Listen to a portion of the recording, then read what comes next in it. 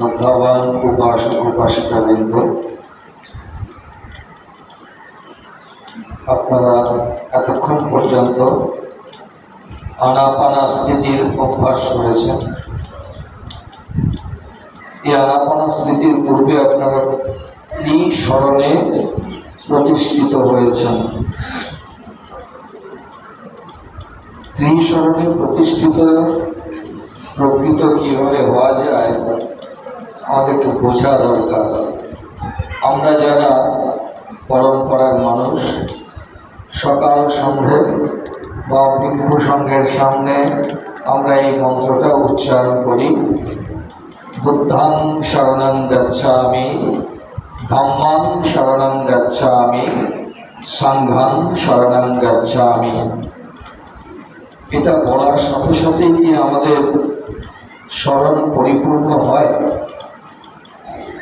ভারতের মধ্যে একজন সাউথ ইন্ডিয়ান সঙ্গীতজ্ঞ হরিহরন তার নাম একটা ক্যাসেট বার করেছিলেন। এই বুদ্ধাং শরণং গচ্ছামি, ধম্মাং শরণং গচ্ছামি, সংঘং শরণং গচ্ছামি একটি মধুর রাগে 1 ঘন্টা ধরে বাজে। বিহারেও বাজাতাম, অনেকের বাড়িতে বাজতো। এই যে ক্যাসেটটা বাজে, ক্যাসেট প্লেয়ারটা আর ক্যাসেটটা, টেপ রেকর্ডার আর টেপ, এই ক্যাসেটটার কি লাভ হয়? লাভ হতে পারে কিছু? আমরাও যদি শুধু এখান থেকে 3 বার বাজিয়ে দিই, বুদ্ধাং শরণং গচ্ছামি, ধম্মাং শরণং গচ্ছামি, সংঘং শরণং গচ্ছামি, তো আমরা ত্রিশরণে প্রতিষ্ঠিত পরিপূর্ণ হতে পারি না। তাহলে কিভাবে হবে? গচ্ছামি কথার অর্থ হচ্ছে গমন করা। গমন করা মানে হাঁটা। আপনারা কি কেউ এখানে হেঁটে হেঁটে বলেছেন? বসে বসে বললেন। তাহলে কি গমন করা? বুদ্ধাং শরণং, বুদ্ধকে স্মরণ করে, অর্থাৎ বুদ্ধের পথে আমরা হাঁটছি। আমরা বুদ্ধের পথে হাঁটছি। যদি হাঁটি তাহলে শরণং গচ্ছামি বলা সার্থক। আর যদি না হাঁটি, আর যদি বলি গচ্ছামি, আমি হাঁটছি, আমি এখান থেকে চট্টগ্রাম শরণং গচ্ছামি, চট্টগ্রাম গমন করছি, এখানে বসে আছি, চট্টগ্রাম যেতে পারবো না। আর যদি চট্টগ্রাম যাই, আমরা কি রাস্তায়, গাড়িতে, বাসে আমরা কি বলতে যাই চট্টগ্রাম যাচ্ছি? বলার তো দরকার পড়ে না, আমি তো যাচ্ছি। সেরকম আমরা যদি বুদ্ধের পথে চলি তাহলে এটা বলারও প্রয়োজন নেই।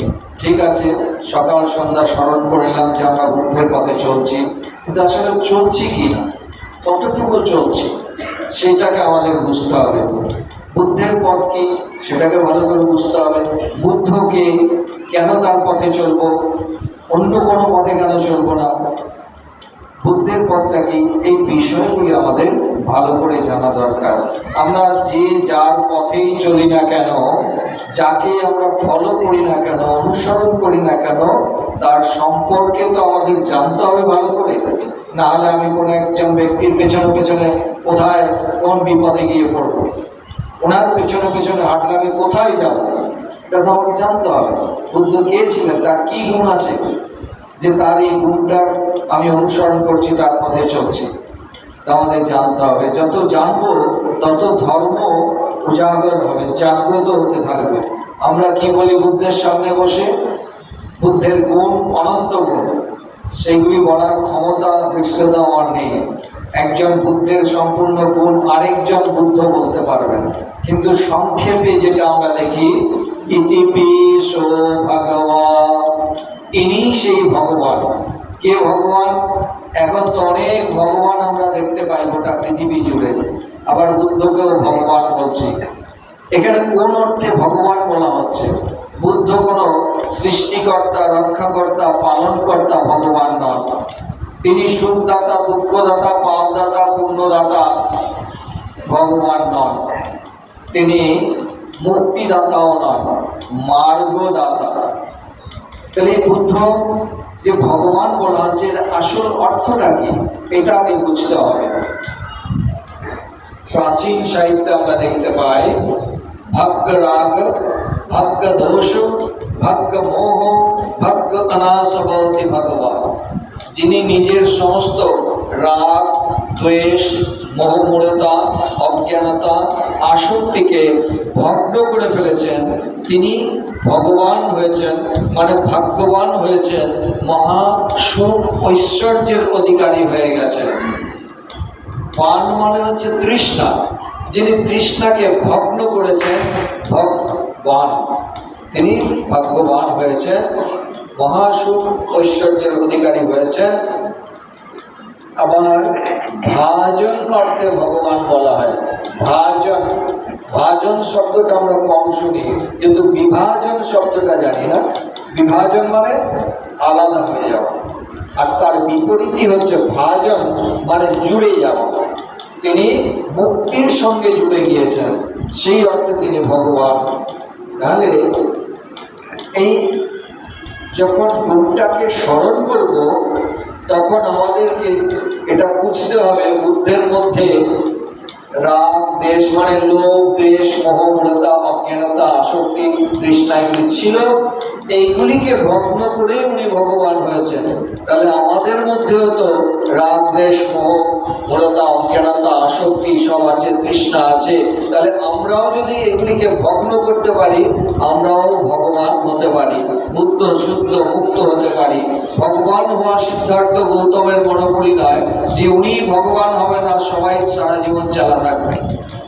স্কুল, কলেজ, ইউনিভার্সিটিতে যে সমস্ত টিচাররা, প্রফেসররা আছেন, তারা অনন্তকাল প্রফেসর থাকবেন আর বাকি সবাই স্টুডেন্ট থাকবেন, নাকি স্টুডেন্টরাও প্রফেসর হতে পারে? তাহলে সেই রকম এই বুদ্ধের পথে চলে আমরা শুদ্ধ, বুদ্ধ, মুক্ত হতে পারি। তাহলে এই বুদ্ধটাকে যখন স্মরণ করব, আমাদের এটাকেও স্মরণ করতে হবে যে বুদ্ধের মধ্যে রাগ, দেশ, মোহ ছিল, এগুলি উনি ধ্বংস করেছেন, তারপরে ভগবান হয়েছেন। তাহলে আমার মধ্যে আছে, এগুলিকে যদি আমিও ধ্বংস করতে পারি, আমি ভগবান, ভাগ্যবান, মহাসুখ ঐশ্বর্যের অধিকারী হতে পারবো। ইতিপিস ভগবান আরহাম, তার আরেকটি গুণ আরহাম মানে যিনি অরিকে হনন করে ফেলেছেন। অরি হনন, অরহন। আবার যিনি অরিকে হত্যা করে ফেলেছেন, অরিহত, অরহত।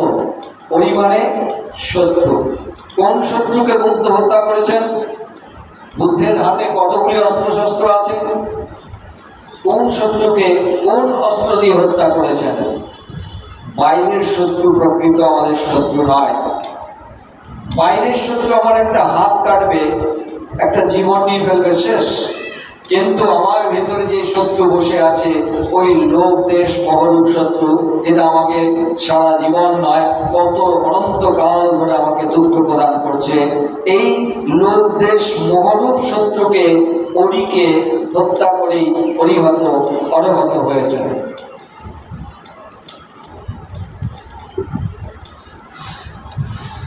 তো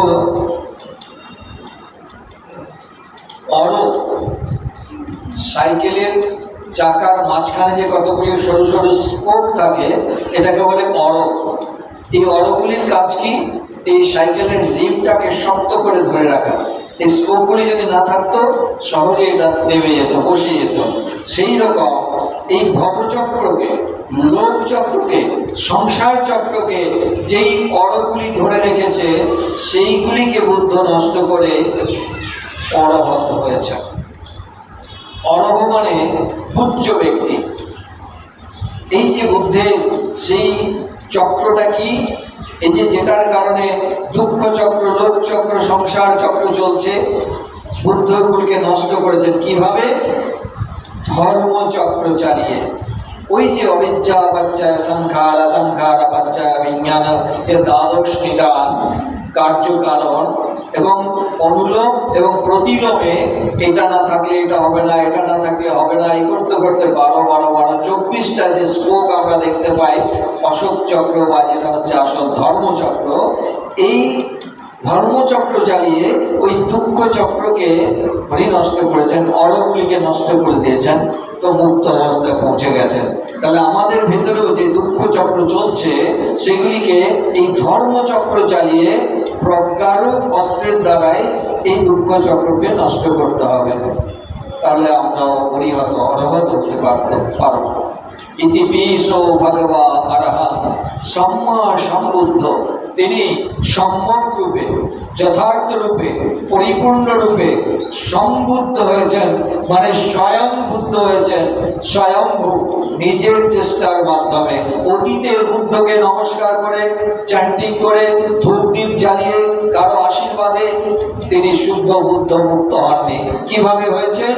শরীর মনের ক্রিয়াগুলিকে দেখতে দেখতে, দুঃখের কারণকে দেখতে দেখতে সেগুলিকে নিবারণ করে তিনি মুক্ত হয়েছেন। তো স্বয়ং বুদ্ধ হয়েছেন, স্বয়ংভূ।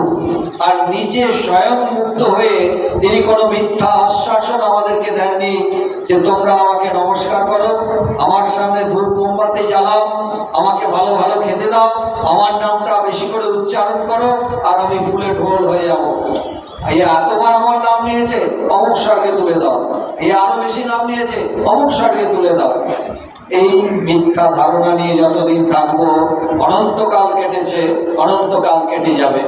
তো বুদ্ধ এই জন্য ঘর থেকে বের হননি যে আমি সাধনা করে আমার সমস্ত বিকারগুলিকে ধ্বংস করে আমি মুক্ত হব, আর সবাই আমাকে নমস্কার করবে, আমার নামে বিশাল বিশাল বিহার বানাবে, আমার নামটা বারবার উচ্চারণ করবে, ভালো ভালো খেতে দেবে, ভালো ভালো সুগন্ধি ধূপ দীপ জ্বালাবে, আর আমি খুশি হয়ে বলবো তথাস্তু, তোমরা কাল থেকে বুদ্ধ হয়ে গেলে। এই পাগলামে আর কতদিন চলবে? তাহলে আমাকেও স্বয়ং হতে হবে। তাই বুদ্ধ বলেছেন, তোমনে হি কিঞ্চান্না তাপ্পান আখ্যা তারো তথাগত। তোমাকে কাজ করতে হবে, তোমাকে সাধনা করতে হবে যারা তথাগত হন। তথাগত মানে যিনি তততার সাহায্যে, মানে সত্যের সাহায্যে কদম কদম চলতে চলতে পরম সত্য, পরম মুক্ত অবস্থায় পৌঁছে যান, সেই শুদ্ধ বুদ্ধগণ। তারা শুধু রাস্তাটা আখ্যাত করেন, আখ্যা তার তথাগত। তিনি যেহেতু এই রাস্তায় চলেছেন, রাস্তাটা জানেন যে তোমরাও যদি এই রাস্তায় চলো, তোমরাও মুক্ত হতে পারবে। কেউ কাউকে কাঁধে করে নিয়ে যাবে না। বুদ্ধের জীবনকালে হলেও হয়তো চলো হাতটা ধরে নিয়ে যাবেন, কিন্তু স্বয়ং হাঁটতে হবে, চলতে হবে। কেউ কাউকে কাঁধে করে পার করবে না। কাজেই আমাদেরকেও স্বয়ং চলতে হবে, বুদ্ধের পথে চলতে হবে, স্বয়ং হতে হবে। ইতিপিশ ভগবা আরহাং সম্মা সম্বুদ্ধ বিদ্যাচরণ সম্পন্ন। কি বিদ্যা? তিনি বিদ্যা এবং আচরণে সম্পন্ন আছেন। কোন বিদ্যা? স্কুল কলেজ ইউনিভার্সিটির ডিগ্রি নেই, সেটাকে অবিদ্যা বলা হচ্ছে, আর ডিগ্রিটা হলো বিদ্যা বলা হচ্ছে।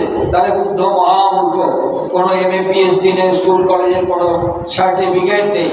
কিন্তু তা তো নয়, বুদ্ধ তো মহাজ্ঞানী, এনলাইটেড মান।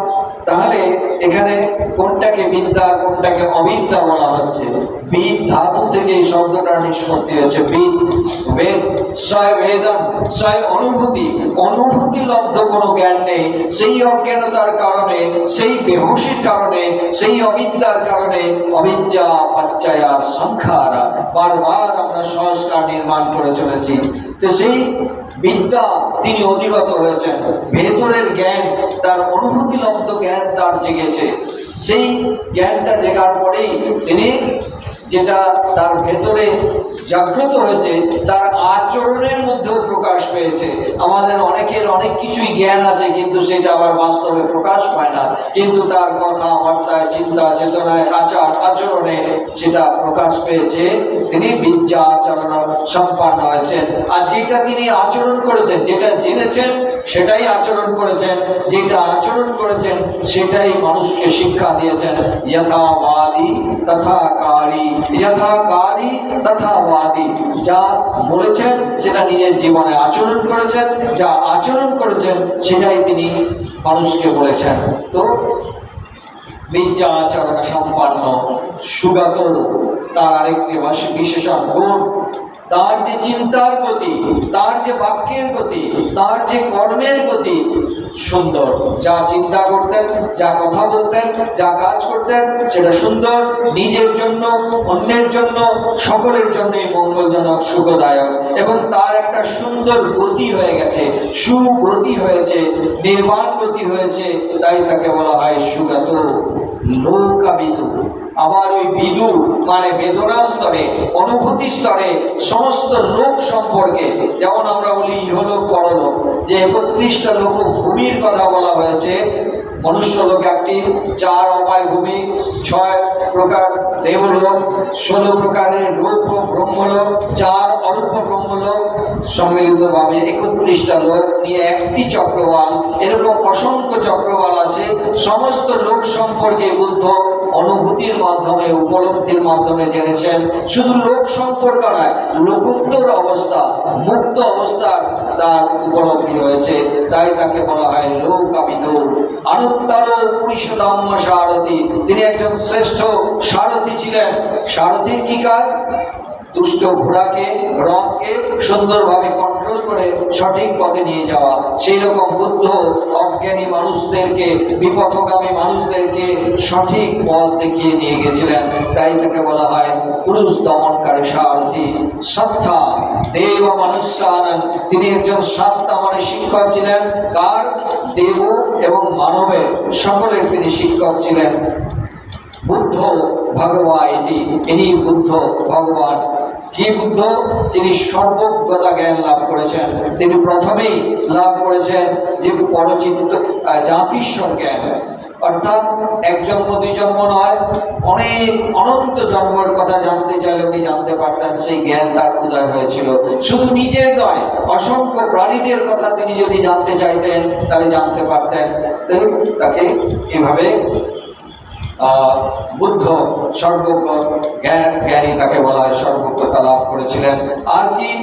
পরচিত্ত বিজানন জ্ঞান। হাজার লক্ষ কোটি মাইল দূরেও, দেবলোকে ব্রহ্মলোকেও যদি কারো সম্পর্কে জানতে চাইতেন তাহলে জানতে পারতেন। তো কে কি চিন্তা করছে এই মুহূর্তে বসে, এটা জানতে পারতেন। তো লোকাবিদ কি বলে, পরচিত্ত বিজানন জ্ঞান তার মধ্যে হয়েছিল। আর কি জ্ঞান হয়েছিল? আশ্রম ক্ষয় জ্ঞান।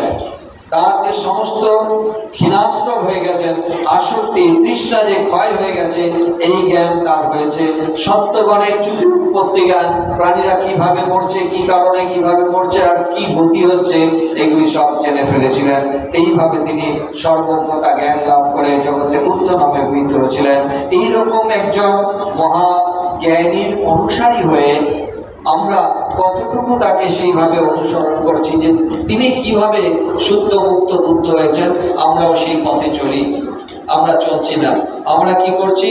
শুধু সকাল সন্ধ্যা ধূপ মোমবাতি জ্বালাচ্ছি, আর বাবা ভগবান আমার সব দুঃখ দূর করে দাও, এই করে দাও, সেই করে দাও, খালি দাও দাও, নমস্কার করছি।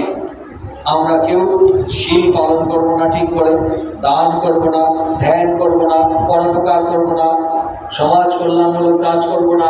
আমরা হিংসা হিংসি রেশারেশি নানাভাবে আমরা কায় বাক্য মানে অকুশল কর্মই করছি। আর 3 বার বন্দনা করে ভাবছি যে আমি তো সব দুঃখ মুক্ত হয়ে যাবো। 3 বার বন্দনা করে নিয়েছি, বুদ্ধ ধর্ম সম্পর্কে স্মরণ নিয়ে নিয়েছি, বাকি ওনাদের কাজ, আমার আর কিছু করার নেই। এইরকম যতক্ষণ আমরা চিন্তা করব ততক্ষণ কেউ আমরা দুঃখের থেকে মুক্ত হতে পারবো না। তাহলে দুঃখ মুক্তির সেই পথ একটা দেখিয়েছেন, যেটাকে ধম্ম বলছে, ধম্ম শিখিয়েছেন। এই ধর্ম কথাটা নিয়েই বর্তমান বিশ্বের মধ্যে নানা অশান্তি, এবং পৃথিবীর ইতিহাসে দেখা যায় যে যত যুদ্ধ হয়েছে, এই ধর্মযুদ্ধে যা রক্তপাত হয়েছে অন্য কোনো যুদ্ধ হয়নি। তো কাজেই এইটা কেন হবে? ধর্ম তো মানুষের জীবনে শান্তি নিয়ে আসা, সম্প্রীতি নিয়ে আসার কথা। কেন ধর্মের কারণে আবার অশান্তি হয়? কারণ ধর্ম হিন্দু বলতো মুসলিম খ্রিস্টান হয়ে গেছে। এটা ধর্ম নয়, এটা সম্প্রদায়। সম্প্রদায় আলাদা আলাদা, তার বেশভূষা আলাদা আলাদা, তার কর্মকাণ্ড আলাদা আলাদা, কিন্তু ধর্ম সার্বজনীন, সার্বকালিক, সার্বদেশিক। এই ধর্ম বলতে আমরা বুঝি যখনই কোথাও ধর্মের কথা উৎপন্ন হয়, আচ্ছা এটা কোন ধর্মের কথা হচ্ছে, আচ্ছা এটা তো ওদের ধর্ম, এটা তো ওদের ধর্ম না। প্রকৃতির নিয়মকে, কুদরতের কানুনকে, নৈসর্গিক নিয়মকে, রীতকে, স্বভাবকে ধর্ম বলা হয়। বিজ্ঞানের ভাষাতেও এই শব্দটা ব্যবহার হয় যে প্রত্যেকটা বস্তুর একটা ধর্ম আছে। এখন বলুন তাহলে জলের কি ধর্ম? ধর্ম মানেই তো জানি হিন্দু, বৌদ্ধ, মুসলিম, খ্রিস্টান, এরকম একটা ট্যাগ লাগাতে হবে, ব্রাহ্মণ, ক্ষত্রিয়, বৈশ্য, শূদ্র। এখানে কোন অর্থে এই জলের ধর্ম বলা হচ্ছে? জলের ধর্ম হচ্ছে স্বাভাবিকভাবে বাধা না পেলে সে নিচের দিকে গড়িয়ে যায়। এটা তার স্বভাব, নিয়ম, গুণ। এই স্বভাব, এই নিয়ম, এই গুণটাকে সে ধারণ করে আছে। এই ধারণ করাকে ধর্ম বলা হয়। ধারেতি ধম্মম, যা আমি ধারণ করছি সেটারই গুণ ধর্ম প্রকাশ করব। আগুনের একটা ধর্ম আছে। আগুন নিজে জ্বলে, অন্যকে জ্বালায়। এই দাহিকা শক্তিটাকে সে ধারণ করে আছে। এই ধারণ করাকে ধর্ম বলা হয়। বরফের একটা ধর্ম আছে। হিন্দু, বৌদ্ধ, মুসলিম, খ্রিস্টান নয়, ব্রাহ্মণ, ক্ষত্রিয়, শূদ্র নয়, ভারতীয়, আমেরিকা নয়। এই বরফ নিজে শীতল থাকে আর সবাইকে শীতল করে। এই শীতলতাটাকে সে ধারণ করে আছে। এই ধারণ করাকে ধর্ম বলা হয়। সেই রকম মানুষেরও একটা ধর্ম আছে। যখন কোনো মানুষ, নারী হোক বা পুরুষ হোক, হিন্দু, বৌদ্ধ, মুসলিম, খ্রিস্টান, জৈন, শিখ, পার্সি, ব্রাহ্মণ, ক্ষত্রিয়, বৈশ্য, শূদ্র, ভারতীয়, আমেরিকান, শিক্ষিত, মূর্খ, বলবান, দুর্বল, সুন্দর, কুৎসিত, যে কোনো ভাষাভাষীর হোক, যে কোনো রূপ রঙের হোক, যে কোনো সম্প্রদায়ের হোক, যে কোনো মান্যতার হোক, যখনই কোনো মানুষ ক্রোধ স্বভাবকে ধারণ করবে, সঙ্গে সঙ্গে সে দুঃখী হয়ে যাবে। এখানে কি লেভেল দেবেন? কি ক্রোধটা? বৌদ্ধ ক্রোধ, হিন্দু ক্রোধ, মুসলিম ক্রোধ, ভারতীয় ক্রোধ, আমেরিকান ক্রোধ। আর এই ক্রোধের কারণে যে দুঃখটা এসেছে, এটা কি বলা যাবে হিন্দু দুঃখ, বৌদ্ধ দুঃখ, মুসলিম দুঃখ? ক্রোধ, ক্রোধ, দুঃখ, দুঃখ সার্বজনীন নিয়ম, প্রকৃতির নিয়ম। তাহলে যখন এই ক্রোধ, লোভ, ভয়, বাসনা, অহংকার দূরে সরে যাবে, আমাদের মধ্যে যে সকল সদ্গুণ জাগ্রত হবে, তখন এইভাবে মৈত্রী, করুণা, মুদিতা, অপেক্ষার ঝর্ণা বইতে থাকবে। সেই ঝর্ণার জলে নিজেরাও স্নিগ্ধতা, শীতলতা লাভ করব। আমার সান্নিধ্যে যারা আসবে তাদেরকেও সেই শীতলতা প্রদান করব। এখানে কি লেভেল দেবেন? যখন ধর্ম আলাদা আলাদা না, তার শান্তি আলাদা হবে। আমি বৌদ্ধ ধর্ম আচরণ করে বৌদ্ধ শান্তি পাচ্ছি, হিন্দু শান্তি, মুসলিম শান্তি। আরে পাগলের মতো চিন্তা। এই পাগলামি তো সমগ্র বিশ্ব জুড়ে করে চলেছি। শান্তি, শান্তি। কেন শান্তি পাচ্ছি?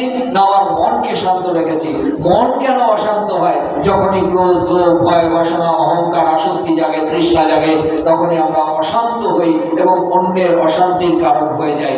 তাহলে এইগুলিকে যদি দূর করতে পারি, তাহলে আমরা শান্তি লাভ করবো। কিভাবে দূর করব? শান্তি কে না চায়? হিন্দু, বৌদ্ধ, মুসলিম, খ্রিস্টান, ভারতীয়, আমেরিকান, শিক্ষিত, মূর্খ, নারী, পুরুষ, প্রাণী মাত্রই আমরা সবাই শান্তি চাই, সুখ চাই। সকাল থেকে রাত্রি পর্যন্ত, দিনের শুরু থেকে শেষ পর্যন্ত, জীবনের শুরু থেকে অন্তিম কাল পর্যন্ত আমরা যা কিছু করছি তার মূলে আমাদের একটাই লক্ষ্য, যে আমরা শান্তি চাই, সুখ চাই। কার কাছে চাইবো? ইনকলাব জিন্দাবাদ। কোন ধর্মস্থানে গিয়ে বলবো শান্তি দাও, গোটাইন থেকে এত টাকার? শান্তি চাই মানে আমাদের অশান্তি আছে, দুঃখ আছে। তাহলে দুঃখটা কোথায়? দুঃখ বাইরে কোথাও নেই। বাইরে ঘটনা ঘটে, কিন্তু আমরা কি বলি? দুঃখে আমার বুকটা ভেঙে যাচ্ছে, আনন্দে আমার বুকটা ভরে যাচ্ছে, এইখানে দেখাই। তাহলে এইখানে একটা কড়ি আছে, এখানে একটা সংযোগস্থল, উৎপত্তি স্থল আছে, যেখানে দুঃখ উৎপন্ন হয়। সেইটাকে আমাদেরকে দেখতে হবে। এই দুঃখকে, দুঃখের কারণকে দেখতে হবে আমাদের। দুঃখের নিবারণ এটা করতে হবে, আর নিবারণ করার একটা রাস্তা আছে, সেই রাস্তায় আমাদের চলতে হবে। আমরা প্রত্যেকেই শান্তি চাই। এই প্রশ্নে কারো এখানে ভেদাভেদ নেই, সবাই শান্তি চাই। কিন্তু শান্তি চাইতে গিয়ে যে পথগুলি অবলম্বন করি, সেখানে আরো অনন্ত জীবনের দুঃখই নির্মাণ করি, দুঃখই নির্মাণ করি। একজন ব্যক্তি বুদ্ধকে বলছেন, ভগবান আমি সুখ চাই। আচ্ছা, খুব ভালো কথা। তো এই যে চাই মানে ওয়ান্ট, মানে তৃষ্ণা, এই তৃষ্ণাটাকে বাদ দাও, চাওয়া। আর এদিকে আমি, এই আমিত্বকে ত্যাগ করো, মাঝখানে সুখী পড়ে থাকে। যে আমিকে ত্যাগ করো আর চাই এই তৃষ্ণাকে ত্যাগ করো, তাহলে মাঝখানে সুখ। তাহলে আমাদের এই তৃষ্ণাই হচ্ছে সমস্ত দুঃখের কারণ। এই তৃষ্ণাকে আমাদেরকে দেখতে হবে। যতক্ষণ আমিত্ব আছে, অহংভাব আছে, আত্মভাব আছে, মুক্তি হাজার লক্ষ কোটি মাইল দূরে থাকবে। মুক্ত অবস্থা, অহং শূন্য অবস্থা। তাহলে এই অহংকার নিয়ে, আত্মভাব নিয়ে কখনো আমরা ওখানে পৌঁছাতে পারবো না। কাজেই এগুলিকে কিভাবে আমি দূর করব? আমার লোভ দেশ মোহকে ঝাড়ু দিয়ে লাঠি পিটা করে বার করবো? কেমন করে করবো? তা বুদ্ধ রাস্তা দেখিয়েছেন। রাস্তা আমরা জানি, তারপরেও আমরা সেই রাস্তায় চলতে চাই না। তাহলে আমাদেরকে কি করে আমরা দুঃখের থেকে মুক্ত হব?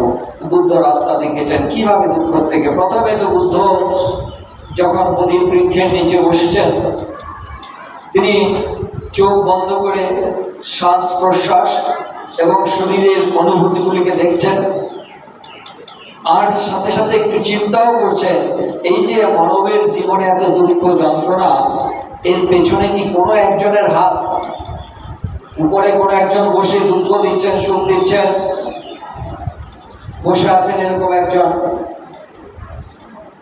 এটা বুদ্ধি স্তরে স্বীকার করতে পারেনি শাস্ত্রগুলি পড়ে, যে একজনের ইচ্ছাতেই সব হচ্ছে। তাহলে তখনকার সময়েও সাধু সন্তরা কিসের জন্য ধ্যান ধ্যান করছেন, পূজা পাঠ করছেন? দরকার নেই। তার যখন ইচ্ছা হবে সুখ প্রদান করবেন, তার যখন ইচ্ছা হবে দুঃখ প্রদান করবেন। তাহলে এগুলি করার তো দরকার নেই। তাহলে এখানে বুদ্ধ বলছে এটা তো হতে পারে না। একজনের ইচ্ছা তো হবে এরকম, আর তার এরকম ইচ্ছা হবে তিনি আমাদেরকে নিয়ে লীলা করবেন, আমাদেরকে দুঃখ দেবেন। আমরা এত দুঃখ পাচ্ছি সংসারে, তার মধ্যে করুণার নাম নিশান এখন নেই, শক্তি ক্ষমতা নেই। কেন আমাদেরকে উদ্ধার করে দিচ্ছে না? সব উদ্ধার হয়ে যাও, আমরা নূতন করে সৃষ্টি করবো। ওই হচ্ছে না তো। সৃষ্টির আদি থেকে আজ পর্যন্ত অশান্তি, দুঃখ, যন্ত্রণা তো বেড়েই চলেছে। ডাকাডাকি, ঘুষ দেওয়া, কান্নাকাটি করা আমরা তো কম করছি না। দুঃখ কেন যাচ্ছে না? তো দুঃখ এইভাবে যাবে না। তো বুদ্ধ প্রথমে চিন্তা করছেন, এই যে জীবনধারা এসেছে, আসার কারণে জরা, ব্যাধি, মৃত্যু, প্রিয় বিচ্ছেদ, অপ্রিয় সংযোগ, জীবনে যা কিছু চাই না পূরণ হলেই তখন দুঃখ হবে। এই জীবন ধারণ করাটাই হচ্ছে দুঃখ। তাহলে এই জীবনটা কে সৃষ্টি করলো? কে সৃষ্টিকর্তা? তিনি সেটা চিন্তাও করছেন, সাথে সাথে শ্বাস প্রশ্বাস আর শরীরের অনুভূতিগুলিকে দেখছেন।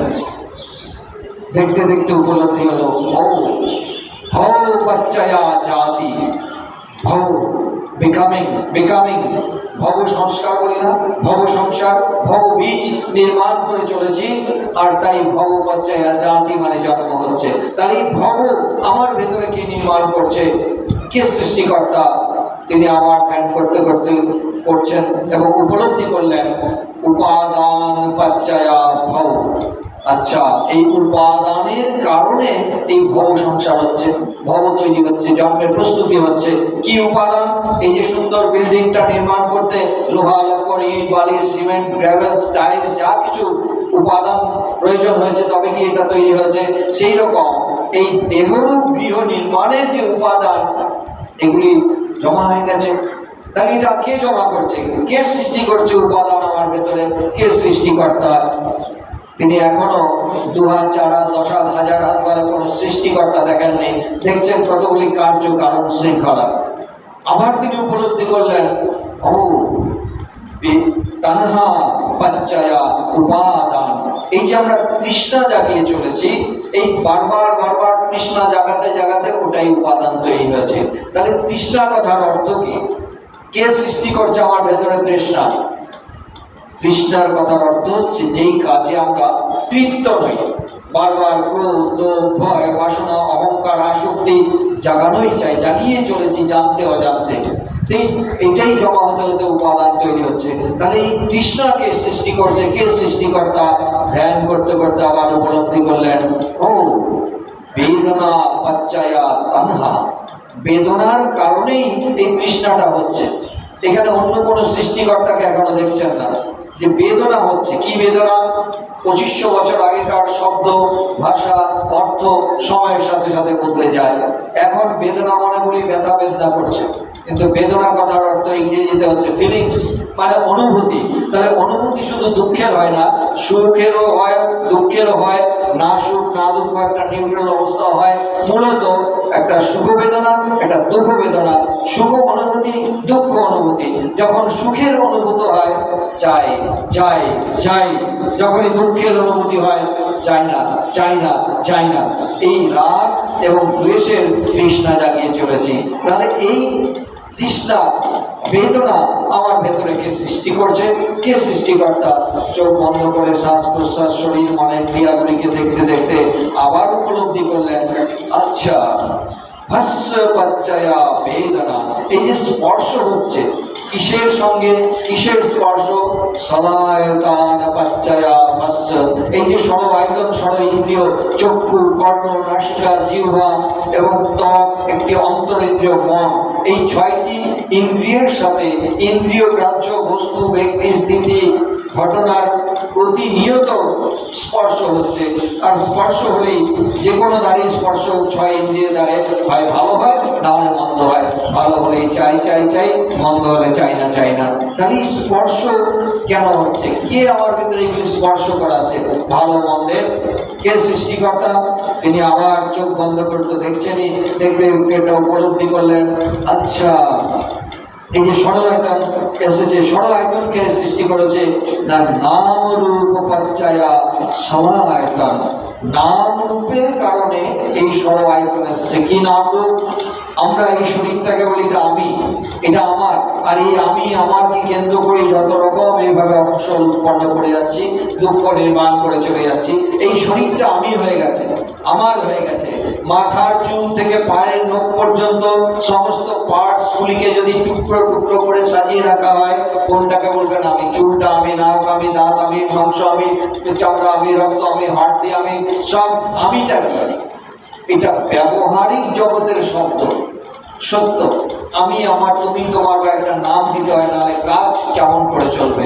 তাই এটা ব্যবহারিক জগতের শব্দ, কিন্তু এটার প্রতি একটা আসক্তি হয়ে গেছে গভীর, আমরা সেটা বুঝতে পারি না। কিন্তু পরমার্থিক ভাষায় এটাকে কি বলা হচ্ছে? নাম এবং রূপ। রূপটা কি? রূপ প্রতীতি রূপম।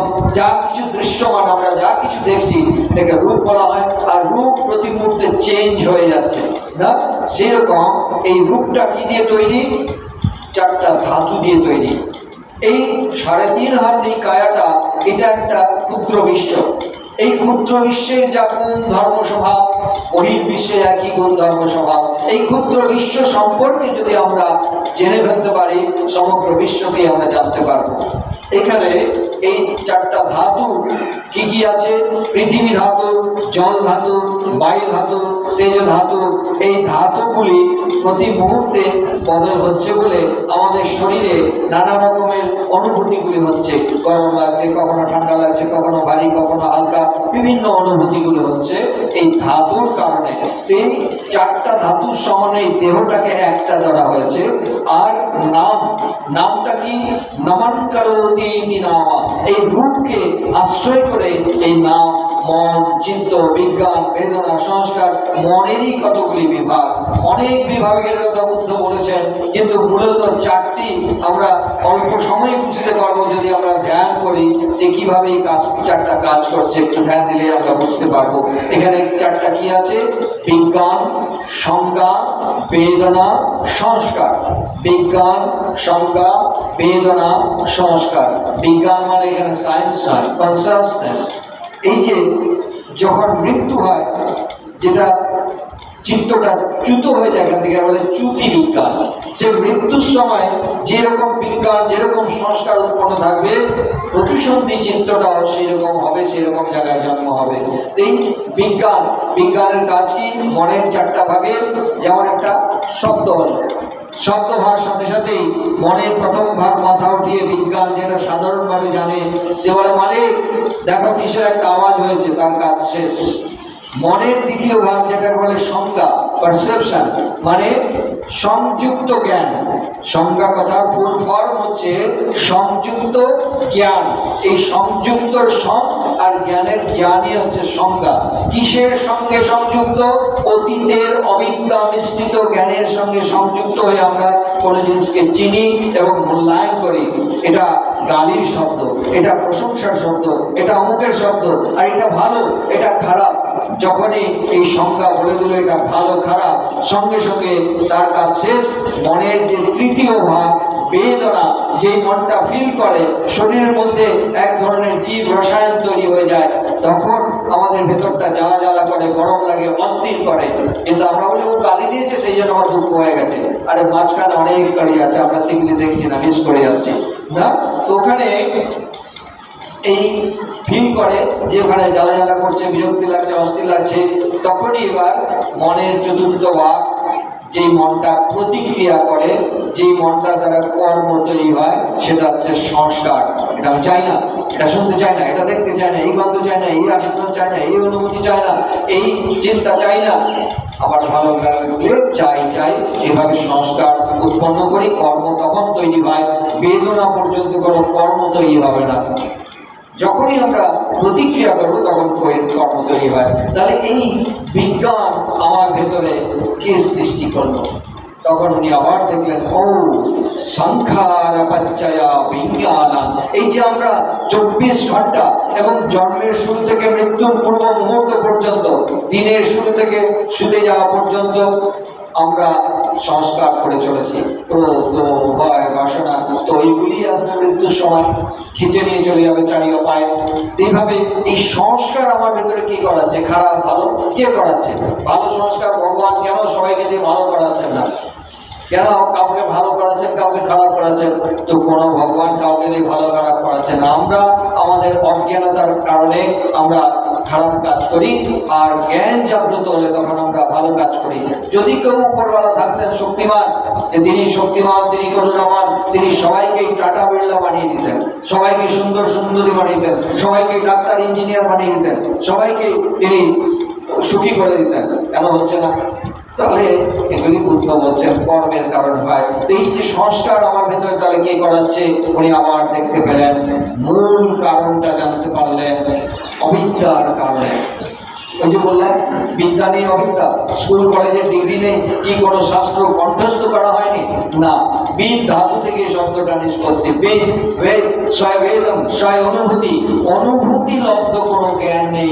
সেই অজ্ঞানতার কারণে, সেই বেহসির কারণে, সেই অবিদ্যার কারণে অবিদ্যা পাচ্ছয়া সংখারা, সংখারা পাচ্ছয়া বিজ্ঞানম, বিজ্ঞান পাচ্ছয়া নাম রূপম, নাম রূপ পাচ্ছয়া সলায়তম, সলায়তন পাচ্ছয়া ভাষ্য, ভাষ্য পাচ্ছয়া বেদনা, বেদনা পাচ্ছয়া তন্হা, তন্হা পাচ্ছয়া উপাদান, উপাদান পাচ্ছয়া ভব, ভব পাচ্ছয়া জাতি, জাতি পাচ্ছয়া জরা মরণ শোক পরিদেব দুঃখ দৌমনস্যুপায়াসা সম্ভবন্তি এবমেতস্য কেবলস্য দুঃখ খন্দস্য সমুদায় ভূতিতি। এক অবিদ্যার কারণে দুঃখের পাহাড় নির্মাণ করে চলেছে আমরা। তাহলে এই মূল কারণটা পেয়ে গেলেন। যখন কোনো ভালো ডাক্তারের কাছে যাব, ডাক্তারবাবু জ্বর হয়েছে, দুঃখ করে একটা ওষুধ বার করে দেয় না, আগে রিস্ক করে যে পেট ঠিক আছে কিনা, ওখানে পায়খানা প্রস্রাব ঠিক হয়েছে কিনা, কোনো ভাইরাস হয়েছে কিনা, কোনো ওখানে সর্দি কাশি হয়েছে কিনা, কারণটা খোঁজার চেষ্টা করে। কারণটা জানতে পারলে রোগ তাড়াতাড়ি নির্মূল করা যায়। বুদ্ধ দুঃখের মূল কারণটাকে জেনে ফেলেছেন। এইবার তার সহজ হয়েছে যে এখানে কোথায় প্রথমে চিন্তা করলেন কিভাবে এটাকে শেষ করবো, এই অবিদ্যাকে কোথায় নাশ করবো। যে এই যে আমাদের 6টি ইন্দ্রিয় আছে, আর ইন্দ্রিয় গ্রাহ্য বস্তু, ব্যক্তি, স্থিতি, ঘটনা ছড়িয়ে আছে বিশ্ব জুড়ে। তাহলে ইন্দ্রিয়গুলি দিয়ে এই দেখছি শুনছি বলেই তো আমাদের লোভ দেশ জাগ্রত হচ্ছে। তাহলে ইন্দ্রিয়গুলিকে কি নষ্ট করে ফেলবো, চোখ মুখ সব কানা করে ফেলবো? তাহলে যখন এটা করবো আমার মনের অবস্থা কেমন? হতাশা, বিরক্তি, বিদ্বেষ। তাহলে এই হতাশা, বিরক্তি, বিদ্বেষ নিয়ে তো কেউ স্বর্গে যাবে না। তাহলে কি কোনো সুইসাইড করে ফেলবো? সেটাও হবে না। তাহলে কি আলম্বন নষ্ট করবো? পৃথিবী জুড়ে আলম্বন কতগুলি নষ্ট করবো। তাহলে আমরা চোখ কান নাক বুঝেও চলতে পারবো না। ভালো খারাপ সবগুলির সাথে স্পর্শ হবে, আর স্পর্শ হলেই ভালো হবে বা মন্দ হবে, আর মন্দ হলে কি করছি? বেদনা পাচ্চায়া তান্হা, এই বেদনার কারণে তৃষ্ণা উৎপন্ন করছি। বুদ্ধ দেখলেন এইখানে আমাকে কাজ করতে হবে। এই যে শরীর ধারা জীবন ধারা এসেছে, আমার সমস্ত ইন্দ্রিয়গুলি থাকবে, ইন্দ্রিয় গ্রাহ্য বস্তু ব্যক্তি স্থিতি ঘটনা সব থাকবে, তার সঙ্গে স্পর্শও হবে, আর স্পর্শ হলেই যে ভালো বা মন্দর অনুভূতি হবে। তারপরে যেটা আমরা করছি এটা চাই এটা চাই না, বুদ্ধ দেখলেন এখানে আমি কাজ করব। এই বেদনা পাচ্চায়া তানহার জায়গায় বেদনা পাচ্চায়া পাইয়া, প্রত্যেকটা বেদনার সাথে প্রত্যেকটা অনুভূতির সাথে আমার প্রজ্ঞা জাগ্রত থাকবে। কিসের প্রজ্ঞা? অনিত্য বোধের। দুঃখ অনাত্ম, প্রথমে তো এই অনিত্য বোধই হতে থাকবে বারবার বারবার। এটা যখন দর্শন করব তখন এর প্রতি যে আসক্তি, আমাদের যে ভ্রম, এই অনিত্যকে নিত্য ধারণা করে এখানে যে আঁকড়ে পড়ে আছি, এই দুঃখের সংসারকে সুখ মনে করে যে আঁকড়ে পড়ে আছি, এই অনাত্মায় আমি আমার এই আত্মা ধারণা করে যে পড়ে আছি, এই ভ্রমগুলি ছুটতে থাকবে। বুদ্ধের সেই অনিত্য এটা মুখস্থ করে না, বুদ্ধ বলে দিয়েছেন অনিচ্ছা অনিচ্ছা অনিচ্ছা বলে সব অনিত্য, এই মুখে বললে ওটার দ্বারা কোনো লাভ হবে না। অনিত্যতাকে দর্শন করতে হবে, নিজের অনুভূতি দ্বারা দর্শন করতে হবে। কাজেই এই যতক্ষণ না দর্শন করতে পারছি ততক্ষণ আমরা কেউ দুঃখ থেকে মুক্ত হতে পারবো না। যদি আপনারা মনে করেন যে জীবনে দুঃখ আছে, তাহলে এই দুঃখের থেকে মুক্ত হওয়ার জন্য যে বুদ্ধ রাস্তা দেখিয়েছেন সেই রাস্তায় হাঁটতে হবে না। কখন হাঁটবেন? আমার এখন চাকরি বাকরি আছে, কাজকর্ম আছে, যখন বৃদ্ধ হব তখন বৃদ্ধ হওয়ার গ্যারান্টিটা কে দেবে? আর বৃদ্ধ হয়ে গেলে কিছু করার নাই। বুদ্ধ বলছেন বৃদ্ধ বয়সে ওই জীর্ণ শীর্ণ বকের মতো যেমন মৎস্যহীন পুকুরের ধারে সে বসে থাকে, তখন তার মুখের কাছে একটা শিকার আসবে, নিজে শিকার করার ক্ষমতা নেই, এরকম হবে না। বুদ্ধ বলছেন সমস্ত কিছু যৌবনে শক্তি থাকতে থাকতে ব্রহ্মচর্য পালন করা, ধর্মত জীবন যাপন করা, চাকরি করা, ধন উপার্জন করা, সব যৌবনকালে। বৃদ্ধকালে আমরা যা সঞ্চয় করি সেটা ভাঙিয়ে খাই। বৃদ্ধ বয়সে সরকারি চাকরি থেকে আমাদেরকে বাতিল করে তুমি অকেজ হয়ে গেছে, তোমার দ্বারা আর কিছু হবে না। তাহলে আমরা বৃদ্ধ বয়সে যা তখন কাজ করতে, বৃদ্ধ বয়সে কোনো কিছু সহজ হবে না। তীর্থে যাবেন, গাড়িতে এত ঘন্টা বসতে পারবো না, ভালো করে চোখেও দেখতে পাই না, কানে শুনতে পাই না, পাহাড়ের উপরে দর্শন করতে হবে, কি করে যাবো? বৃদ্ধ বয়সে কিছু হয় না, সময় থাকতে শক্তি থাকতে এই কাজগুলি করতে হয়। যখন বৃদ্ধ বয়সে যাওয়ার জন্য আপনি মন হবে বা উপর থেকে যখন ডাক্তার বাজায় মৃত্যুর ঘন্টা যখন শুনতে পাই, তখন বলে আর একটু কিছু করতে হবে, তখন শরীর বলবে না আজ যেতে পারবে না, তোমার কুমারও ব্যথা, হাঁটুর ব্যথা, বলে আর বুঝতে পারবে না, যেতেও পারবে না। তো সময় থাকতে আমাদেরকে এটা করতে হবে। সময় বলে কিছু নেই। আমরা যেমন ঘুম থেকে উঠে টয়লেট বাথরুমে যাই, তখন আমরা কেউ বলি না ভীষণ কাজ আছে, টয়লেট বাথরুম যাবো না, আমার ভীষণ কাজ, তা তো করি না। না না, এটা তো আমার ডিউটি, সকালে ঘুম থেকে উঠাকে গাছ পাতাতে হবে, টয়লেট বাথরুম যেতে হবে, ওইটাকে ডিউটি মনে করে। আমাকে তোমার তো খেতে হবে, না খেলে কি করে চলবে? এখন কাজ করলে তো চলবে না, ওইগুলি হচ্ছে ডিউটি। আর এইটা হচ্ছে অকেশনালি, যখন পূজা পাঠ হবে আসবো, মোমবাতি জ্বালাবো, নমস্কার করবো, প্রার্থনা করবো, আর কোনো রকম হয়তো যখন বিপদে পড়বো তখন মানত করবো, আর এইভাবে হয়তো কিছু কিছু সময় করলাম। এইভাবে আমরা দুঃখের থেকে মুক্ত হতে পারবো না। তাহলে আমাদেরকে সময় থাকতে করতে হবে। যেদিন আমরা মনে করব যে এইটা আমাদের প্রধান কর্তব্য, জীবনের শ্রেষ্ঠ কর্তব্য, সেদিন সময় হয়ে যাবে। আপনারা উবাখিনের কাহিনী নিশ্চয়ই শুনেছেন অনেকে। উবাখিন মানে এস.এন. গোয়েঙ্কাজির গুরু। উবাখিন ছিলেন বার্মিজ বুদ্ধিস্ট পরম্পরা। এই উবাখিন উনি খুব মেধাবী ছাত্র ছিলেন। ক্লাস 12-এ ডিস্টিংশন নিয়ে পাস করেছেন এবং স্কলারশিপ পেয়েছেন, কিন্তু তিনি আর পড়তে পারলেন না, তার পিতা মারা যান। তাই তার উপর তার মায়ের সংসার জীবন ধারণ নির্ভর করছে। তো উনি একটা কোনোরকম এই অ্যাকাউন্টেন্ট জেনারেল অফিসে চাকরি নিলেন। অ্যাকাউন্টেন্ট জেনারেল বুঝতেই পারছেন, দেশের যেখান থেকে সমস্ত বিল পাস হয়, একটা গুরুত্বপূর্ণ অফিস, সেখানে তিনি একটা ক্লার্কের চাকরি নিয়েছেন। এমন সময় শুনলেন ইরাবতী নদীর ধারে ওখানে শ্রাথেরজি নামে একজন কৃষক, উনি বিপাশনা শেখাচ্ছেন।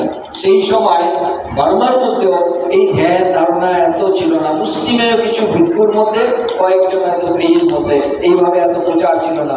তো উনি তো বুদ্ধের সম্পর্কে জানতেন, বৌদ্ধ পরম্পরা, আরে এখনো কি বুদ্ধের পূজা শেখায়? উক্তভার বিদ্যা, এইটা তো আমাকে করতে হবে। মনে মনে সংকল্প নিলেন টাকা যেতেই হবে। আর গিয়ে তার অফিসারকে বললেন আমার 10 দিন ছুটি চাই। আর খেলেন ধমক, এখন বাজেটের সময় তুমি ছুটি চাইছো, দেখো তুমি যদি না বলে চলে যাও চাকরি থেকে বরখাস্ত করা হবে।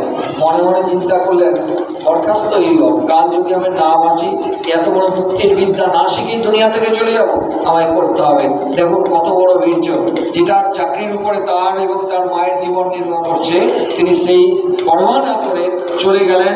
10 দিনের মধ্যে শারীরিক, মানসিক, আধ্যাত্মিকভাবে ভীষণভাবে লাভান্বিত হয়ে অফিসে যখন যাচ্ছেন চিন্তা করছেন চাকরিটা তো আজকে গেছে, ঠিক আছে এত বড় একটা বিদ্যা পেয়েছি, আর কোথাও না কোথাও জুটিয়ে ফেলবো। গিয়ে দূর থেকে টেবিলে দেখতে পাচ্ছেন একটা লিফাফা খাম পড়ে আছে, এত ডিসচার্জ লেটার, চাকরি থেকে বরখাস্ত করে দিয়েছে। খুলেই দেখছেন আগামী মাস থেকে তোমার প্রমোশন হয়েছে আর টাকা স্যালারিও বেড়ে গেছে। এটা দিয়ে আবার গোয়েঙ্কা দিয়ে একটু রস দিয়ে বলেন, তার মানে এই নয় আপনারা যারাই ধ্যান করতে আসবেন আর অফিসে গিয়ে একটা করে চিঠি পাবেন, এরকম নয়। তবে যারাই এগুলি করছে তাদের কিছু না কিছু লাভ তো হচ্ছে, বিভিন্ন জায়গায় বিভিন্ন রকম লাভ হয়েছে। গোয়েঙ্কাজি বলছেন আমারও অনেক লাভ হয়েছে, লাভ ছাড়া ক্ষতি হবে না। একদিক থেকে দেখলে হয়তো দেখবো আমার বেতন কিছু কাটা গেছে, কিন্তু তার বিনিময়ে যেটা পাবো এর সঙ্গে এর কোনো তুলনা হবে না। এইরকম মনোবলকে মজবুত করে যারা যেতে পারে তারাই এই পথে এগোতে পারবে, মুক্তির পথে এগোতে পারবে। বুদ্ধ তাই বলছেন অপকাতে মানুষেষু তে জানা পারগামিনো অথায়ঙ্কিতরা পজা তীরমে বামধাবতি। অল্পমাত্র মানুষ আছেন যারা ভবসমুদ্রকে পার করবেন, বাকিরা এই তীরেই দৌড়ে দৌড়ে ভাবছে আমি ভবসাগর পার হচ্ছি। যেমন সমুদ্রের পাড়ে গিয়ে আমরা প্রথম যখন যাই, ওটা সমুদ্রের বিশাল তরঙ্গ দেখে আমরা ভয়ে সমুদ্রের পাড়ে নামি না। কেউ কেউ আবার নামলেও সমুদ্রের জলের ধাক্কায় সাইডে এসে কত আঘাত লেগে যায়, চোট লেগে যায়। আবার দেখুন কেউ কেউ ইংলিশ চ্যানেল পার হচ্ছে, সমুদ্র সাঁতরে পার হচ্ছে না। তো এইরকম যাদের মনোবল, তারাই এই দুঃখের সাগর ভবসাগর পার হতে পারবে, দুর্বল মনের মানুষরা পারবে না। কাজেই মনকে মজবুত করতে হবে। এখানে অনেকেরই যাওয়ার সময় হয়ে গেছে, আর মৃত্যুর কোনো কালাকাল নেই, যে কোনো সময় মৃত্যু হতে পারে। কাজে আমাদের প্রস্তুত থাকতে হবে যখন মৃত্যু আসবে, যাতে আমরা হাসতে হাসতে সজ্ঞানে নির্ভয়ে আমরা সদ্গতি লাভ করতে পারি, আমরা যাতে দুর্গতি পরায়ণ না হই। অনেক পুণ্যের ফলে আমরা এই মানব জীবন পেয়েছি, আর এটাকে যদি হেলায় নষ্ট করে দিই তাহলে আমাদের মতো অভাগা অভাগিনী কেউ নেই। আফসোস করতে হবে মৃত্যুর সময়ে যে আমি কিছুই করলাম না, আমার কোনো পাথেও নেই, আমার ওই তখন দুর্নিমিত্তগুলি যে অকুশল করেছি সেইগুলি নিমিত্তগুলি আসবে, আর ওইভাবে চারিয়ে পায়ে চলে যাব। তাহলে আমাকে সেইভাবে এখন থেকে তৈরি হতে হবে, মনটাকে আমার বসে রাখতে হবে, যাতে মৃত্যুর সময় যতই খারাপ সংস্কার আসুক না কেন আমি তো ক্ষয় করিনি, কিন্তু আমার মনটাকে তখন শান্ত রেখেছি। আরে অনিত্য, এই যে শান্ত রেখেছি, অনিত্যবোধের মধ্যে আছি, সমতার মধ্যে আছি, মন আমার বিচলিত হচ্ছে না, তো শান্ত গতি সদ্গতি হয়ে যাবে। একটা সুন্দর গতি হয়ে গেলে যেখানে গিয়ে আমি আবার সাধনা করতে করতে আরও কিছু সংস্কার ক্ষয় করব, এই করে করে আমরা মুক্তির দিকে এগিয়ে যাব। একবার যদি চারিও পায়ে চলে যাই, যাওয়াটাই বেশিরভাগ 99% ওই গতি হয়। কাজেই যদি হয়ে যায় কল্প কাল কেটে যাবে। অনেক পুণ্যের ফলে এই জায়গায় এসেছি। মানুষ জীবন লাভ করা এত সোজা নয়। বুদ্ধ কথা, এটা আমার কথা নয়, ভয় দেখানোর কথা নয়। বুদ্ধ কি বলছেন? কিচ্ছ মনুষ্য পাটিলাভ কিচ্ছং মচ্চান জীবিতং কিচ্ছং সদ্ধম্ম সবনং কিচ্ছং বুদ্ধানং উপাদ। জগতে কতগুলি কঠিন জিনিস আছে। কিচ্ছ মানে কঠিন। কি? এই মানব জীবন লাভ করা এটা বড় কঠিন। মানব জীবন লাভ করে প্রকৃত মানুষের মতো বেঁচে থাকা এটা আরো কঠিন। কেন কঠিন? প্রকৃত মানুষের মতো বাঁচতে গেলে যেই শিক্ষার প্রয়োজন, সেই সৎধর্ম আমরা জানতে পারি না, সেটাও লাভ করা কঠিন। কেন কঠিন? বুদ্ধের মতো জ্ঞানী ব্যক্তির উৎপত্তিও জগতে কঠিন। কিন্তু এই মুহূর্তে আমরা এমন একটা পূর্ণ ঘরে জন্ম, যখন আমরা মানব জীবন লাভ করেছি। বুদ্ধের জীবিত কায় না থাকলেও ধর্মকায় বুদ্ধ আছেন, তার শিক্ষা আছে, শিক্ষা দেওয়ার লোক আছে। এই মুহূর্তে গোটা পৃথিবী জুড়ে বুদ্ধের শিক্ষা অনুশীলন করছে। শুধু এই পরম্পরা নয়, এই পরম্পরা থেকে বেশি করছে ভিন্ন পরম্পরা। হিন্দু, মুসলিম, খ্রিস্টান, জৈন, শিখ, পার্সি, তারা করছে, তারা করাচ্ছে, তারা লাভ নিয়ে যাচ্ছে। আমরা কোন দলের মধ্যে আছি? আমরা সমাজ নিয়ে এগুলি করছি, সেক্রেটারি প্রেসিডেন্ট নিয়ে আমরা কাড়াকাড়ি করছি। যেদিন সেক্রেটারি থেকে বসিয়ে দেবে সেদিন আর এই বিহারের দুয়ারের দিকে আসবো না, আমাকে বাদ দিয়ে দিল। এইরকম আমরা ধর্ম করছি, এইরকম নয়। আমরা সবাই ধর্মের সেবক। সেক্রেটারি, প্রেসিডেন্ট, এটা একটা সরকারি কাজ করতে গেলে সেখানে এটার একটা দরকার আছে, সেই জন্য। কিন্তু আমরা সবাই ত্রিরত্নের সেবক, আমরা সবাই ত্রিরত্নের সেবক। আমরা আমাদের ক্ষমতা অনুসারে সেই কাজটা করব সেভাবে। তো আমাদের কাজ আসল একটা বিহার সুন্দর বানানো নয়, আমাদের এই শীল, সমাধি, প্রজ্ঞার অনুশীলন করতে হবে। যতক্ষণ না প্রজ্ঞা লাভ হচ্ছে ততক্ষণ আমরা জীবন দুঃখ থেকে, ভব দুঃখ থেকে মুক্ত হতে পারবো না। এই যে এতক্ষণ পর্যন্ত আপনারা ধর্ম কথা শুনে, এটা কথায়, আর বলা হচ্ছে কথায় চিড়া ভেজে না, চিড়াটাকে ভেজাতে হয়। তাহলে সেই রকম এইভাবে যখন আমি বলছি এটা ধর্ম কথা, এটার দ্বারা আমাদের কিছুই জ্ঞান হবে না। আমরা বলি আজকে অনেক জেনে ফেলেছি, কিছুই জানিনি। বুদ্ধি স্তরে যতটুকু আমার বুদ্ধি আছে সেটাতে স্বীকার করেছি মাত্র। আরেকজন আরেক রকম বলবে, আমার বুদ্ধি আবার চেঞ্জ হয়ে যাবে না। তাহলে এটা জানা হয়নি কিছু। যখন আমি অনুশীলন করব তখন আমরা প্রকৃত জানা হবে। এইভাবে এটাকে বলা হয় শ্রুতময় জ্ঞান, এরপরে হচ্ছে চিন্তাময় জ্ঞান, এরপরে হচ্ছে ভাবনাময় জ্ঞান।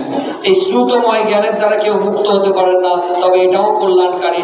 সেকেন্ড স্টেপ নেওয়ার জন্য যেটা শুনেছি, পড়েছি, দেখেছি, এটা ভালো কি মন্দ, যার যতটুকু বুদ্ধি বিবেচনা শক্তি আছে সেটা দিয়ে গ্রহণ করেন। এবং শুধু গ্রহণ করলেই অন্তরে এটা বুঝে নিলে হবে না, যতক্ষণ না এটাকে ভাবিত করছি, বহুলীকৃত করছি, যতক্ষণ না অনুশীলন করছি, ততক্ষণ লাভ হবে না, মুক্ত হতে পারবো না। গোয়েঙ্কাজি একটি সুন্দর উদাহরণ দিয়েছেন, উদাহরণের মাধ্যমে অনেক কিছু খুব সহজ হয়ে যায়। শ্রুতময়, চিন্তাময়, ভাবনাময় জ্ঞান কীরকম? মনে করুন আজকে কোনো উৎসব চলছে, পর্ব চলছে, আপনারা চিন্তা করলেন আজকে ঘরে ধরনের রান্নাবান্না হবে না, আজ রেস্টুরেন্টে গিয়ে ভালো করে খাবো। তো এখন সবাই মিলে রেস্টুরেন্টে গিয়ে বেয়ারাকে বললেন, দেখি আজকের মেনু কি আছে। বেয়ারা একটি সুন্দর চকচকে মেনু কার্ড এনে দিল, আর সেটা পড়তে পড়তে জিভে টস টস করে জল চলে এলো। আরে আজকে তো এই রেস্টুরেন্টে উৎকৃষ্ট খাবার বানানো হয়েছে, আজকালের দিনে chicken biryani, fried rice, egg roll, momo, যা কিছু আছে। এটা পড়তে পড়তেই জিভে জল চলে এলো। আর জ্ঞান হলো উৎকৃষ্ট খাবার। সত্যি উৎকৃষ্ট না নিকৃষ্ট হয়েছে, তেল, ঝাল, নুন, মশলা ঠিক আছে কিনা, টেস্টও হয়নি, পেটও ভরেনি, কিন্তু আমার জ্ঞান হয়েছে উৎকৃষ্ট খাবার। এটা প্রকৃত জ্ঞান নয়। যখন আমি অর্ডার দিলাম যে আজকে সব ভালো করে খাবো, নিয়ে আসো একটা, আনতে তো সময় লাগবে। আমার আগে যারা এসেছে আমি তাদের চেহারা দেখছি, আর দেখে দেখে চিন্তন মনন করছি, ওরা যেইভাবে হাত চেটে, পা চেটে, গ্রাসে হাসাহাসি করে খাচ্ছে, সত্যিই আজকের খাবার ভালো হয়েছে। যদি খারাপ হতো, তেল, ঝাল, মশলা ঠিক মতো না হতো, মুখের চেহারা বিকৃত হতো, গালিগালাজ করতো, আজকের খাবার সত্যিই ভালো হয়েছে। এটা হচ্ছে চিন্তাময় জ্ঞান। এটার দ্বারা প্রকৃত টেস্ট হয়নি, পেটও ভরেনি। যখন এক প্লেট নিয়ে আসলো, জিভে রাখলাম, প্রকৃত জ্ঞান হলো এবং তার দ্বারা পেট ভরলো। সেই রকম হচ্ছে ভাবনাময় জ্ঞান। যতক্ষণ না আমরা ভাবনা করতে পারছি, বিদর্শন করতে পারছি, ততক্ষণ আমরা কেউ দুঃখ থেকে মুক্ত হতে পারবো না। দান করা এটা খুবই পুণ্যের কাজ, করতেও হবে। শীল পালন করা আরও উন্নত পূর্ণ হবে। সমাধির অভ্যাস করা আরও উন্নত পূর্ণ আমরা লাভ করতে পারবো। কিন্তু মুক্ত কেউ হতে পারবো না যতক্ষণ না দুঃখ মুক্তির জ্ঞান উৎপন্ন হচ্ছে। অনিত্য, দুঃখ, অনাত্ম বোধ যতক্ষণ না ভেতর থেকে হচ্ছে, আমরা কেউ মুক্ত হতে পারবো না। কাজেই আপনারা সেই বিদর্শন ভাবনা হয়তো কেউ কেউ করেছেন, কিন্তু একটা দুটা কোর্স করলে হবে না। ওইটা নিয়ে মৃত্যুর সময় যমরাজ আসবে, বলে দেখো আমার 10টা সার্টিফিকেট আছে, এখন আমার মন ভালো নেই, মনে ক্রোধ, লোভ, ভয়, বাসনা, আসক্তি, হতাশা আছে, কিন্তু আমার 10টা সার্টিফিকেট আছে, আমাকে ভালো জায়গায় নিয়ে যাও। হবে না। মৃত্যুর পূর্ব মুহূর্তে যেরকম চেতনা, সেই অনুসারে গতি হবে। তাহলে আমাদেরকে সব সময় সেইভাবে তৈরি থাকতে হবে, প্রস্তুত হতে হবে, যাতে মনটা আমার বসে রাখতে পারি। যা কিছু খারাপ ভালো তো আসবেই, আসুক না কেন আমি বিচলিত হব না, আমি শান্ত সমতায় থাকবো, তো সদ্গতি হবে। বাকি কর্মগুলি পেছনে পেছনে যাবে, কিন্তু আমি একটা যদি ভালো জায়গায়, যেখানে গিয়ে আবার এই কাজ করতে পারবো, এরকম জায়গায় জন্ম হবে, তারপরে আমরা আস্তে আস্তে মুক্তির দিকে এগিয়ে যেতে পারবো। তাই আপনাদের কাছে আমার এটাই বিনম্র নিবেদন, আপনারা আমাদের জন্মান্তরের জ্ঞাতি। তাই আমি যেহেতু এই পথে চলছি, ভান্তেরা চলছেন, সেই জন্য আপনাদেরকে এটা বলছেন। এটা বললে ভান্তেদের বা আমার কোনো লাখ লাখ কোটি কোটি টাকা লাভ হবে না। আপনারা আমাদের সম্পত্তিগুলি দিয়ে দেবেন না, ভান্তে আমাদের এখানে বলেছে আমাদের লাভ হয়েছে, ভান্তে এটা না। তাহলে আমার কি লাভ হচ্ছে? এই যে আপনারা কষ্ট করে শুনছেন, শোনার পরে যদি সেই মতো আপনারা চলেন, আপনাদের যদি লাভ হয়, এটা দেখে আমার লাভ হবে যে আমি ওনাদেরকে সুন্দরভাবে এই রাস্তাটা দেখিয়ে দিয়েছি, ওনার চলে লাভ হয়েছে, ওনারা খুশিতে আছেন, সেটা দেখে আমাদের লাভ হবে। তো কাজে এটাই আমাদের লাভ। না হলে এখানে বুদ্ধের লাভ ক্ষতি নেই, আমারও লাভ ক্ষতি কিছু নেই। এটা ক্ষতিটা এটাই হবে, বেকার গেল সময়টা। আমি যেখানে বললাম এরা কেউ বুঝতে পারলেন না, এটা বেকার গেল। তাই বেকার যাতে না যায়, আপনারা যাতে এটা কাজে লাগাতে পারেন সেইভাবে এটাকে চর্চা করবেন। যদি আপনাদের কিছু আমি বোঝাতে পারি, যদি বুঝতে পারেন, এই মুহূর্ত থেকে ধর্মকে ধারণ করে চলতে হবে। ধর্মটা অকেশনালি নয়, কোনো অনুষ্ঠানের ব্যাপার নয়, জীবনের প্রত্যেকটা মুহূর্তে এটাকে ধারণ করে চলতে হবে। শীল সমাধি প্রজ্ঞাকে ধারণ করে আমাদের চলতে হবে। যেতে যেতে একটি কাহিনী বলি। একজন পাঞ্জাবি ওই আইসক্রিম বিক্রেতা, যে ট্রলি ভ্যানে করে দেখবেন কতগুলি শ্যাকারিন দেওয়া, বরফ দেওয়া, বিভিন্ন কালারের শ্যাকারিন থাকে বোতলের মধ্যে, আর ওখানে বরফ থাকে। তো বলতে বলতে যাচ্ছেন কাক আর লাখ। কাক মানে এটা মূল্যহীন, আর লাখ মানে খুব মূল্যবান। তো একজন ক্রেতা সে ভাবছে এখানে তো সবই একই রকম, খালি কালারটা তো আলাদা, এখানে কোনটা মূল্যবান কোনটা মূল্যহীন? তখন সে বিক্রেতা বলছে যেটা এই কান দিয়ে শুনবে, এই কান দিয়ে বেরিয়ে যাবে, সেটাই মূল্যহীন, আর যদি শুনে যদি এখানে খাও ওটাই মূল্যবান। তো আমি যদি বলার পরে এই কান দিয়ে শুনে এই কান দিয়ে বেরিয়ে যায়, এটা মূল্যহীন হয়ে গেল। আর যদি শুনে আপনারা আচরণ করেন তাহলে সেটা লাভ হবে। তো আপনাদের সর্বাঙ্গীন মঙ্গল কামনা করছি। খুব ভালো লাগছে, একটা পুণ্যভূমি। এই রামু দেখে এলাম, ওটা আরেকটা কোন জায়গাটা, রামকুট, রামকুট নাকি রামকুট, এটা একটা ঐতিহাসিক স্থান, পবিত্র ভূমি। আর এখানেও এত বড় একজন শিলবান ভান্তে ছিলেন, জ্ঞানী ভান্তে, পণ্ডিত ভান্তে ছিলেন। ওনার সঙ্গে তো আমাদের ওখানে দেখা হয়েছেই, কিন্তু এখন ওনার ইয়েতে এলাম এই সময়, কিন্তু ওনার সঙ্গে দেখা হলো না, এটা একটা খারাপ। তাই যাই হোক, আপনাদের সাথে দেখা হয়েছে, ভান্তেদের সাথে দেখা হয়েছে, খুব ভালো লেগেছে। আমার এই রকমের মতো সফর আর কোনোবার হয়নি, খুব বেশি তো আসিও নি, এই প্রথম আমার কক্সবাজারে আসা। আমার আসার উদ্দেশ্য হচ্ছে, কর্নেল সুমন বড়ুয়া চেনেন কিনা জানি না, ওই ঢাকাতে থাকেন। কর্নেল সুমন বড়ুয়ার কারণেই আমার এই এত তাড়াতাড়ি আমার আসা। এখানে তো আসা একটু সমস্যা নানা রকম। তো ওখানে উনি কিছুদিন আগেই গিয়েছিলেন কলকাতায়, ওখানে ধর্মগঙ্গায় মেডিটেশন করার জন্য উনি ওখানে কোর্স করেছেন, সতিপাট্টান কোর্স করার পরে উনি ধর্মাঙ্কুর বা মহাবোধিতে থাকতে চেয়েছিলেন, কিন্তু সেখানে তখন জায়গা ছিল না। ওনারা আমার ফোন নাম্বার দিয়েছেন, আমাকে ফোন করা বললেন ঠিক আছে আসুন। আসার পরে এই কথাবার্তা, আমি ধর্মগঙ্গায় গিয়েছিলাম, কথাবার্তা হতে হতে আমিও বিপাসনা করি, আমি এভাবে গৈকাজির পরম্পরায় ভিক্ষু টিচার হিসাবে জানতে পারলেন। তখন উনি খুব খুশি হলেন, মানতে ওখানে তখন টিচাররাও যেতে পারছেন না, আর ভিক্ষুরা আসলে খুব ভালো হবে, ভিক্ষুদের একটা কোর্স নেওয়া দরকার। তাহলে আপনি যদি আসেন, আমি দেখছি যদি ভিসা পাওয়া যায় তাহলে জানাবো। তা আমি ব্যবস্থা করলাম, ট্রাভেল এজেন্ট করলাম, হয়ে যাবে। তারপরে উনি সঙ্গে সঙ্গে ব্যবস্থা করলেন। ওনার কারণে আজকে আসা, ওনার প্রতি আমার মৈত্রী জ্ঞাপন করছি, কৃতজ্ঞতা জানাই। আজকে আপনাদের এই আমাদের জন্মান্তরের জ্ঞানীদের সাথে দর্শন হলো, এবং আপনারা ধার্মিক মানুষের সাথে দেখা হওয়া, সৎসঙ্গ হওয়া, এটাও একটা কুশল ব্যাপার না? সৎসঙ্গ কামনা করি আমরা সবসময়। এইভাবে আজকে আপনাদের সাথে দেখা হলো। তো আপনাদেরও এই যে এতক্ষণ আমাকে সময় দিয়েছেন, আপনারা শুনছেন ধৈর্য ধরে, এই জন্য আপনাদেরকেও আমার কৃতজ্ঞতা এবং মৈত্রীময় শুভেচ্ছা জ্ঞাপন করছি।